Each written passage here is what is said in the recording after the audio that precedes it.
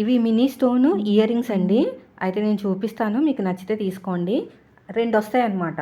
నాకు సపరేట్గా పంపించారు. టోటల్గా 4 తీసుకున్నాను.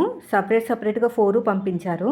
ఇది ఎలా ఉందంటే డైమండ్ వైట్ కలర్ స్టోన్ లాగా ఉందండి. చాలా బాగుంది.